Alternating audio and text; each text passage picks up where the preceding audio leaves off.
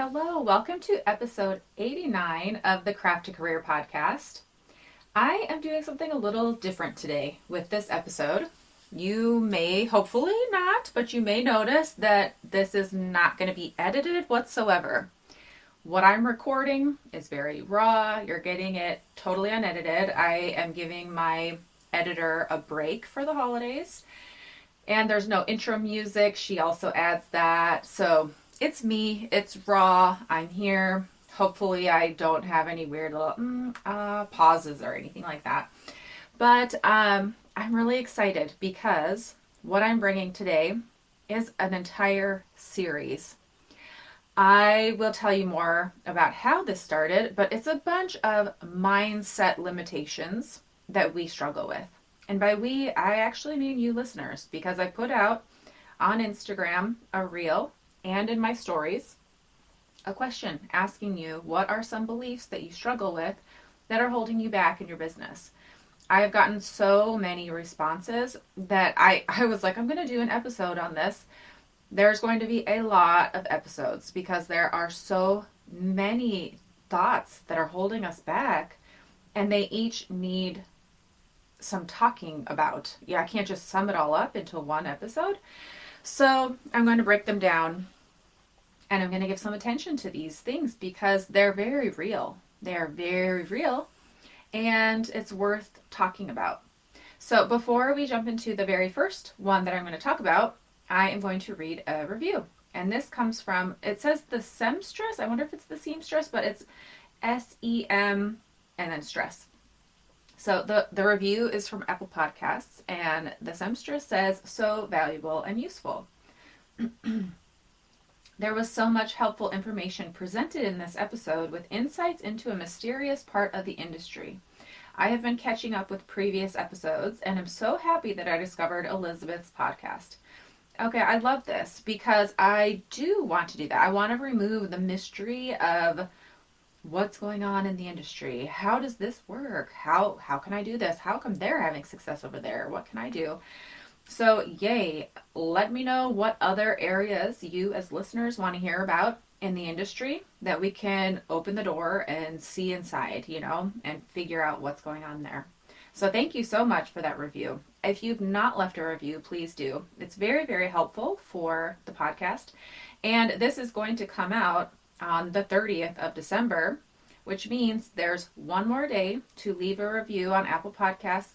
Take a picture of your review, send me a DM, and you are entered to win one free month of the Craft to Career Club, which starts January 1st. Which brings me into how this whole idea began of this mindset. So I have a friend who signed up for the Craft to Career Club. She signed up early in the pre-launch. And I reached out to her, and we're very good friends, and I said, hey, can I let you sign up now and get access to the club so I can just make sure that everything goes smoothly when everyone signs up, the whole process. I just want to make sure that it's nice and prepared. So she joined and started going through the lessons, and she sent me a text and said, well, this is very interesting. The very first lesson, I'm realizing I have a lot of mindset work to do around money. Which I, as, the curator, the organizer, whatever, of the Craft to Career Club, I want this kind of feedback. I'm like, oh, tell me more. What kinds of things is this bringing up for you? Because for one, I just want to be able to address it. For two, I guarantee there are more people who are going to have things come up. So I want to be aware of it so we can talk about it. So she was so sweet. She sent me some notes of things that she was struggling with. And then I thought, ooh, let's see. I want to hear all the struggles. So I made the reel and asked the question in Instagram stories. The feedback has been very insightful, very enlightening. And it put me back at the beginning when I started, like, oh yeah, that's right. I also felt these things too. And it's very interesting as you move through your career, how there's always a mindset issue. It just changes, So the one that I want to talk about today, it's very interesting. How did I come across? I know. I was laying in bed last night thinking about recording this episode and how am I going to address all these things? And I remembered a blog. It was a blog back, when blogs were like the thing. my sister-in-law found a blog and she was like, this is so funny. You have to go look at this. And this girl, she's cute, she's young, fun, and hilarious, like kind of a comedian. And she would talk about how, amongst other things, how to be a good friend. And it was a joke, you know. And she was like, when I start to notice that I'm losing too much weight, I just eat a few more cookies to make sure that my friends feel comfortable and I'm not too thin. If my house is super clean, I'll just leave the dishes around so when friends come over, they feel comfortable. And I just remember thinking at that time, like, that's really sad. Why? Why would you try to appease and comfort others at the expense of yourself? You know, like, you're actually lowering your health standard and your cleanliness standard to like the average person because they're not going to be comfortable. It was funny, like, sure, haha, but at the root of it, I'm like, oh dear.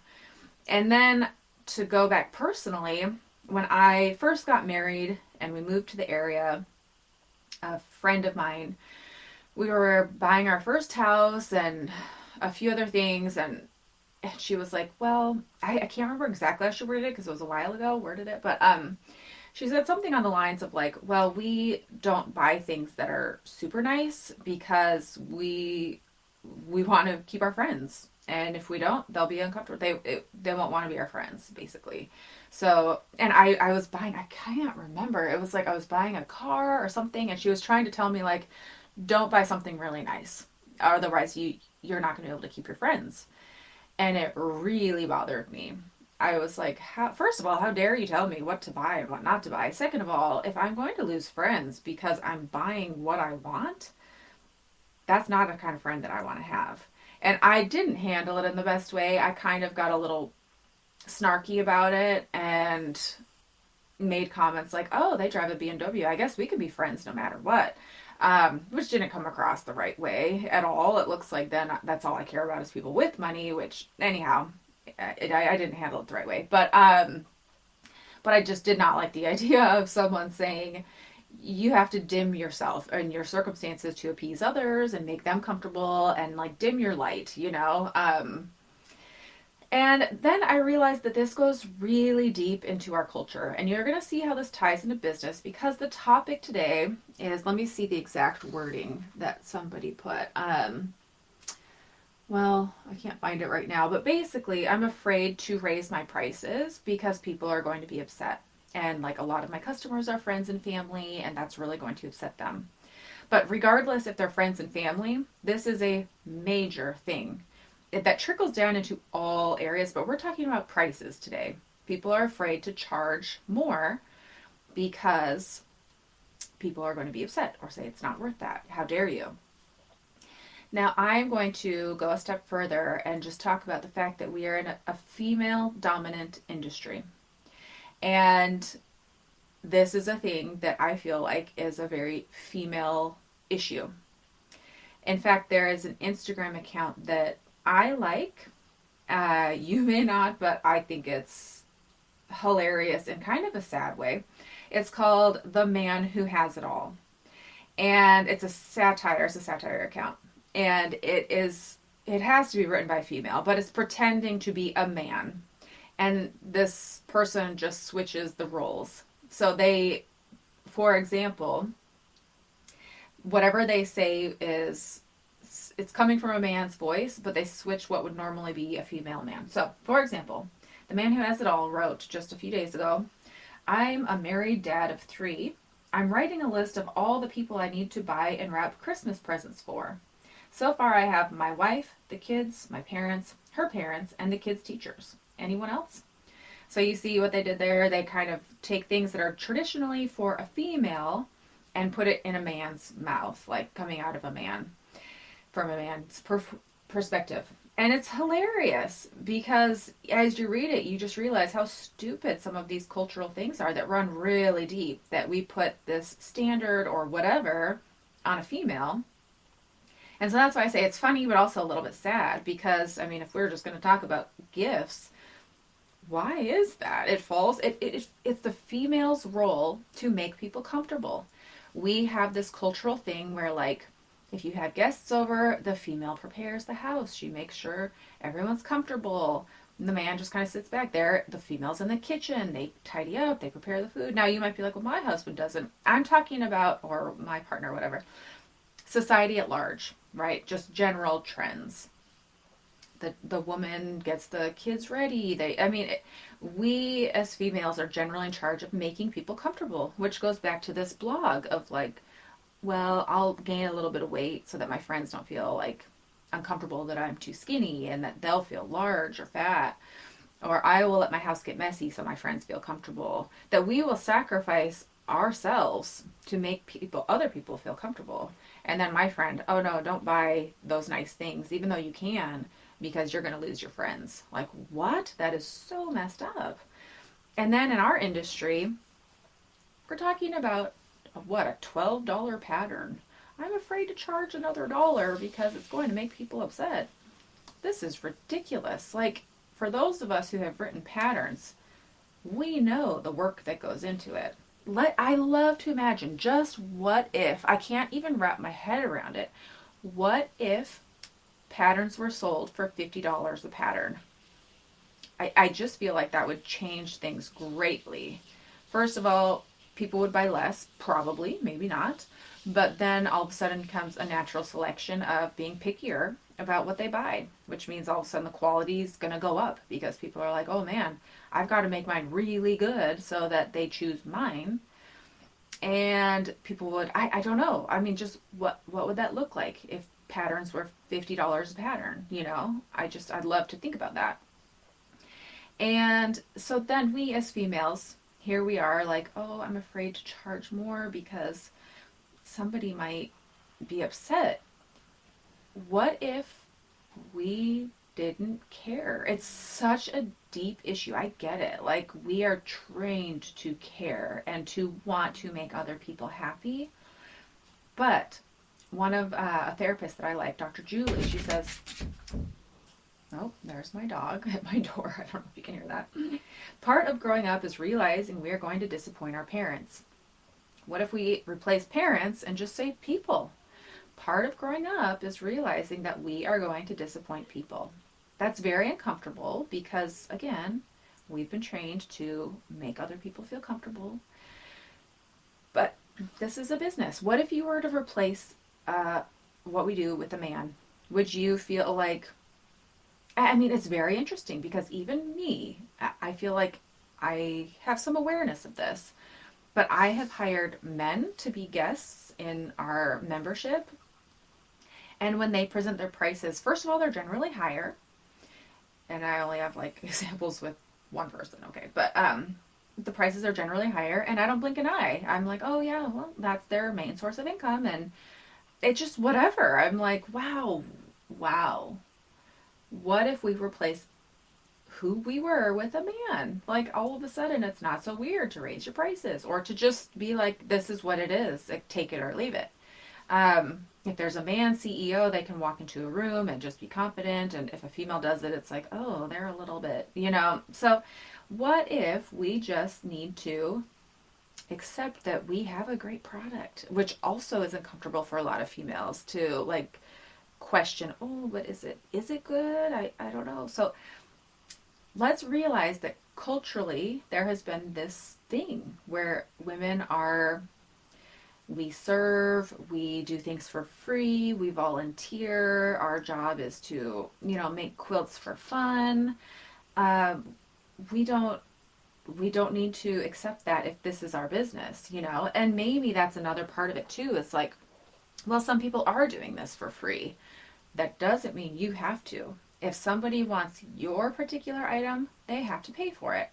Now, that doesn't mean that some people aren't going to offer it for free, but you can't worry about what other people are going to do, and you cannot change what they're going to do. I can't go out there and be like, take that down, you're offering it for free.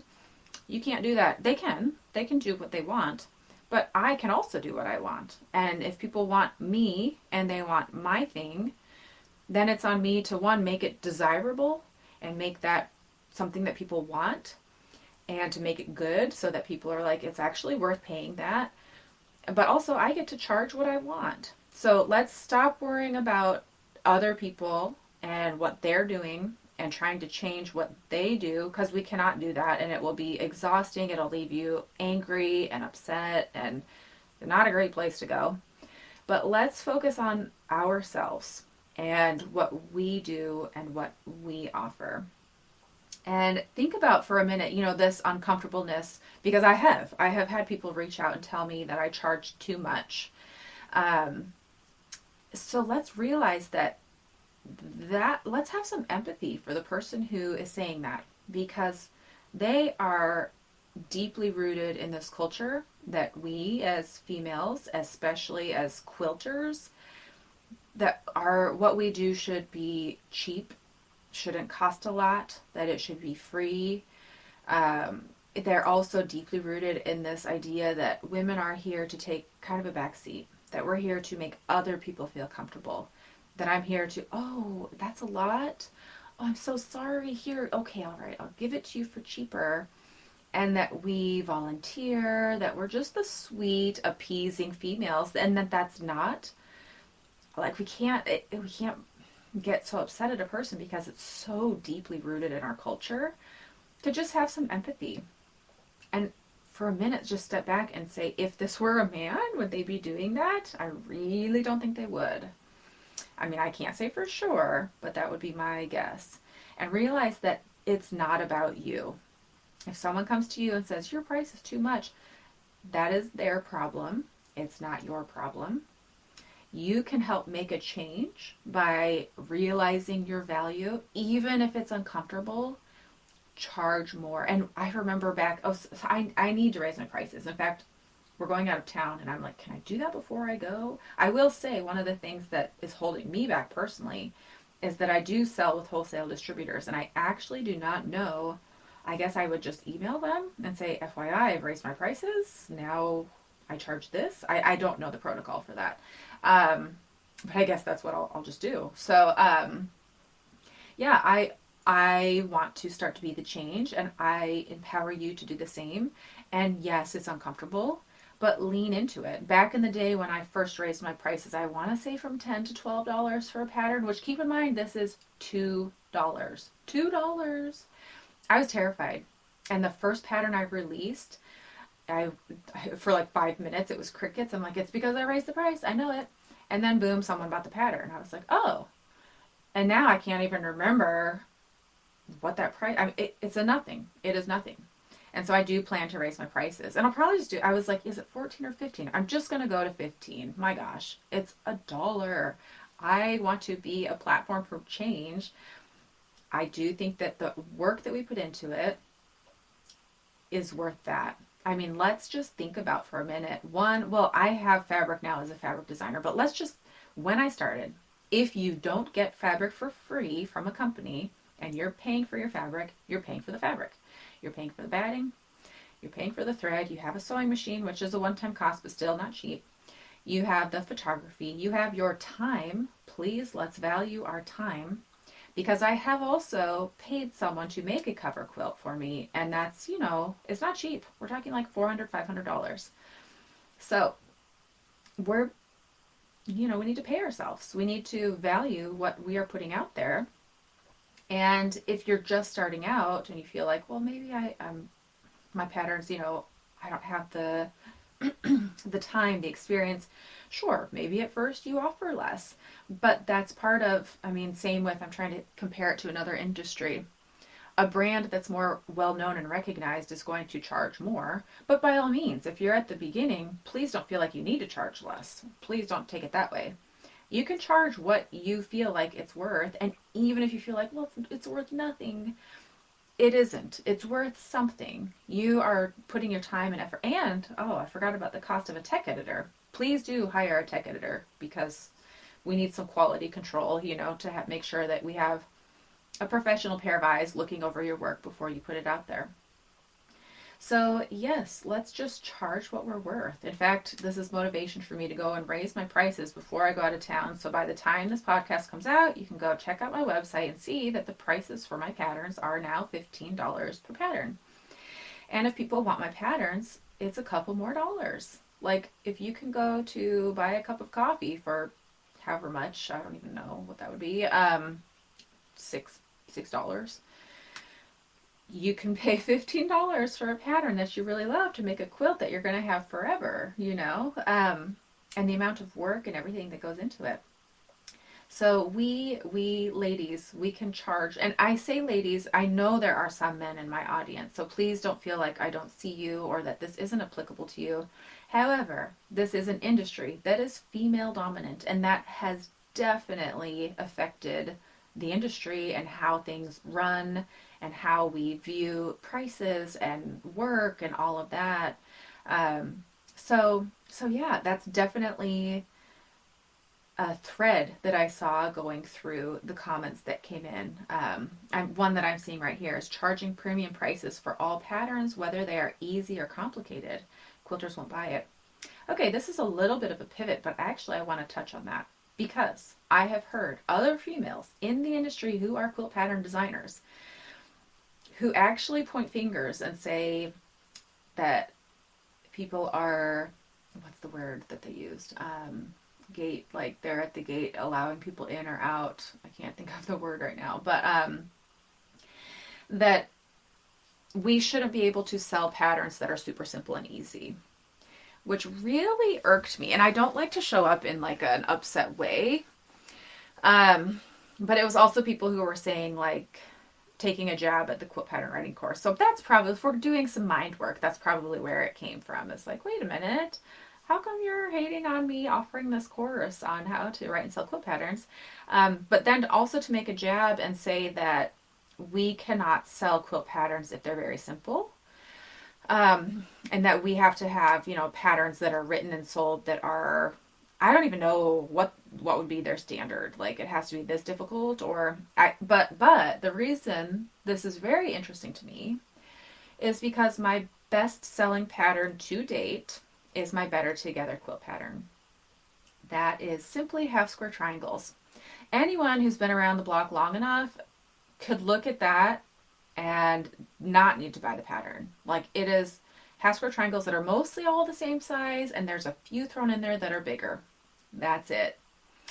My best selling pattern to date, over $10,000 last year alone in that one pattern. That's crazy. Like, and what if I hadn't written that pattern and sold it because it's too easy? People don't need the pattern for that. They could just look at it and figure it out. Some people do, but more people buy that pattern. There is an audience. I know people who are not quilters, and they're like, I have heard more people come to me and say, I need a beginner-friendly pattern. I need a simple pattern. Where can I find one? And so don't undermine, because we're surrounded by people who have been quilting a long time and they think that patterns need to look like XYZ. No one gets to tell you what you can sell and what that needs to look like. You get to do whatever you want. It is your business. And there are people who will buy what you put out there. In fact, I remember going to Quilt Market and seeing a fabric designer I loved at my very first Quilt Market. And they had designed a little pouch that they had at their booth with their fabric. And I said, oh, do you have a pattern for that? She was like, no, it's too easy. And I was very disappointed. I was like, too easy for you? I don't know how to even begin to do that. Like, please just make a pattern. Like, I'm telling you, I want the pattern. There is a market for what you want to write and sell. I know, because that chatter that I heard about like patterns can't be easy. You can't sell something if it's too easy. That has stuck in my head for maybe 2 years. I heard that 2 years ago. And I still feel like, I don't know, maybe a chip on my shoulder? Is that what it is? Or just kind of irked? Because I'm human, right? I want to move past that and not care. And part of me wants to go to that person and be like, here's the numbers. Boom. Like, don't tell people that. You're misleading them. But anyone, including myself here, but anyone who says, this is what you do, this is what you don't do, you get to decide your business. It's your business. And if you're feeling like, if you hear someone say something, you get to decide if you are going to listen to that or not. Do you like what they say? If you find yourself like, oh man, I don't know if I agree with that, you don't have to buy into it. Like, even what I'm offering here, you don't have to buy into what I'm saying. But what I am saying, I do have the numbers that there is proof that you can sell a very basic pattern that an experienced quilter could look at and figure out and not buy the pattern, but it doesn't mean that somebody's not going to buy it, and maybe even a lot of somebody's. So don't worry about charging premium prices for something. Oh, and by the way, Better Together, I haven't even put it in paper format yet. This is simply PDF. That is on my to-do list. It's been on my to-do list for years. So 2023 is the year, folks. I'm going to get it in paper format. But yeah, let's just embrace that what we create is of value, that you can trust that what you are offering is good. And not just saying that naively as in like, oh, a kindergartner makes a drawing and that's a masterpiece. I'm not saying that all things are created equal. There is a responsibility for us to learn how to improve, always be learning, always learn how to do things better, how to write a better pattern. Make sure you have a tech editor. Make sure that what you're doing is of good quality. But then and when I say that, I'm worried that a lot of you listeners are going to be like, oh no, then I know it's not good quality. Also remember how you've got to just move forward. This fear, this paralyzing thing of like, well, it's not good enough. It's not good quality. Then I just won't put it out there. Don't fall into that trap either, because that's also a mindset thing that I see woven throughout these comments is I'm not good enough. And I don't want you to listen to this episode and be like, oh, sure enough, I know my quality is not good enough, so I just better not do it. It's better to put out crap and get feedback and move forward. It's better to have momentum. Like, just put something out there, because you've got to start somewhere and it can only go up, right? Like, you have to put something out there. And I have seen, that's another thing too, with hiring a tech editor. If you are new, find a tech editor who is empathetic and nice to the people who are just starting out as pattern writers. Because we all start out somewhere and our quality goes up and up. But we have to start. You just have to start and put something out there. If I had never put something out because I was terrified that it's not good enough, and sometimes it wasn't great. And it's very comforting to hear people who are uber successful, top of the industry, say that every year they put out products and sometimes they flop. And that doesn't mean they give up. That doesn't mean that they're like, I'm a failure. No. That means they learn from that and then they get better and they tweak and they change and they continue. Some things work and some things don't. And every year they put things out and things continue to flop. But things continue to succeed. And so we don't stop. We don't not do something because we're terrified that it's going to not be good. We move forward. We embrace the discomfort of people not liking our thing, of saying, you can't do that. You can't charge for this. You can't sell a pattern like that. It's too easy. People can figure it out. None of that. We own our business. We own what we love. We do the best that we can. We put it out there. And we learn and we move forward. So, ladies and gentlemen who are out there, let's be the change in this industry. Let's charge what we're worth. Let's just embrace that there is a culture out there that says, oh, this is just such a sweet industry. It's a craft industry. I get it. I mean, I have so many friends that have no idea exactly what I do or how much I earn. And I'm not about to go and be like, oh, this is what I earn. I'm not saying that. But I am saying that as soon as people... I went to my hair lady the other day. And my hair person, I love her. She was like... She brags on me, So there was someone else. There were two of us getting her hair done. And my hair, Ruby is her name. She's like, Elizabeth is such a big deal. She's Instagram famous. I'm like, well, that's generous of you. And she was like, the other lady in the getting her hair done, was like, oh, what do you do? And I was like, I'm a quilter.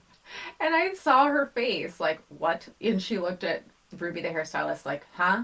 I was like, I know, it's not like sexy or whatever, but, and I hate that I diminished right there what I did. But my hairstylist is like, no, I mean, she's killing it. She's amazing. She's like a girl boss, which girl boss, Don't get me started on that phrase. Would we ever say he's a man boss? No, just a boss, a boss. But anyhow, I get it. And friends, close friends of mine, they're like, "Oh, you quilt."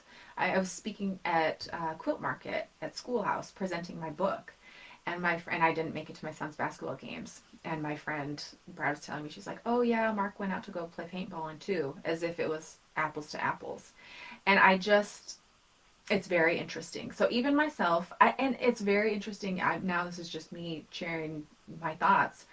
I don't know quite how to share that with people in my circle, and I don't want to. Isn't this interesting? This is very interesting. I can hear myself saying now the things that I'm talking about, but I find it uncomfortable to like. I feel like I'm bragging about myself, or like I don't know. It's very interesting. So no, a lot of people in my circle also, when they hear quilting, they're like, "Oh," and I don't know if any of you were around. Maybe about a year ago, there was this guy going through our neighborhood who knocked on the door, and I opened the door, and he's like, "Hey, I have a not Twitter, TikTok account where I go and ask people whose houses I think are beautiful what they do for a living. So I'd love to do that with you. What do you do for a living?" And I was like, "I'm a quilter." And he was like, "What?" And I was like, "Oh," and my husband, he's like, "No, no, no, no, I don't want to hear. This is cool. I don't normally have quilters."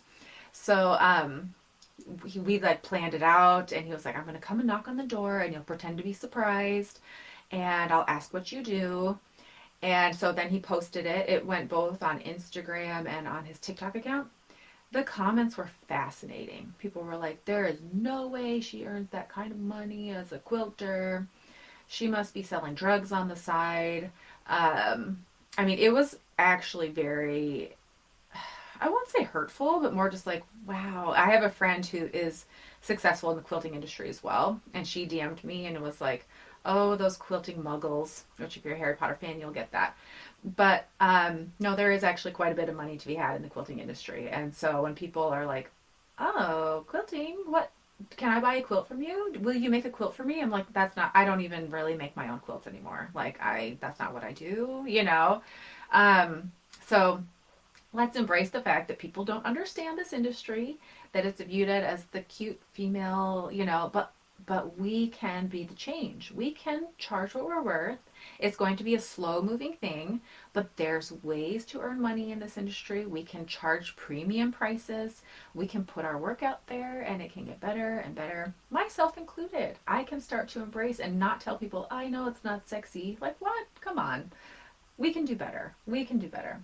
So, all right, I'm going to have my prices raised by the time this comes out, and I will send an email to my wholesale distributors letting them know. And that's the change I'm going to make. I also do have a media kit, which I'm excited to share with you all. That'll be coming up in 2023. So when people want to work with me, I now have a media kit with statistics, and I'll put that out in a link to that in a future podcast so you all can see. Oh, that's Coco barking in the background. So you can see how we can value ourselves and what kinds of, things we can do to help elevate the industry. And by the way, side note, I just want to say there also can be value in doing things for free. I'm not saying we always have to charge for everything we do. I would be lying if I said I never did anything for free. And if I didn't say that sometimes doing those things for free really helped elevate my position and my following and my credibility. So depending where you are in your business, it's up to us as business owners to evaluate things that were offered and and sometimes we might evaluate wrong. But we don't need to listen to what, so and so says I need to charge this or that. Try and lean into your gut. Listen to, will this exposure be good for me in my business? Is it worth doing it for free? Sometimes it is. So we don't have to charge for everything. At a certain point in your career, yes, you can. But just know that sometimes there is value in doing things without getting paid. And I have benefited from that greatly. Part of that has gotten me where I am. And so, that's a whole other conversation. But also, don't be afraid to charge. So that sounds like such an oxymoron, and I get it. But it's not simple and cut and clear, So Okay, how do I even wrap that up now that I've like kept these contradicting things? Point is, ladies and gentlemen who are out there, we can charge in this industry for our products. We can charge premium prices. We can realize that there are some deeply rooted thoughts about females and quilting and crafting. And let's just recognize that and know that that's a thought out there, but it doesn't have to move our hand. We can charge what we're worth for our products and for our time. And that is what my very first Limiting Mindset podcast episode is about. I have a lot more. If you have limiting mindsets that you struggle with or want me to talk about, send me a DM or find that reel that I posted the other day and go in and leave a comment there, because I will keep going back to look at that for ideas and feedback. But yes, thank you for being here. Thank you for listening to this unedited, raw episode. And I will be back next Friday. Next Friday, I am going to introduce part of my team. There's 2 parts that I am putting out where I am introducing the Quilters Candy team, the people that I have hired, how I found them, what they do for me. And I'm doing this because, I mean, if you listen to the podcast episode with Stacy of Gingerbread, I don't know, that was maybe a little over a year ago. I was like, how do you have a team? How do you hire them? What do they do? I need people. And here I am, fast forward a little over a year, I have a team. And I was very mystified. How do you do that? How do you even find people? And so I want to share that with you, business owners out there who are looking to hire people. How have I brought on each of these people? And who is on my team? What am I having people do for me? So I'm going to share that next week, and then part 2 will come a few weeks later. So join in next Friday on the Craft to Career podcast. I hope you have a wonderful new year, and here's to an amazing 2023 with business growth and success. We'll see you next week. Until then, take care.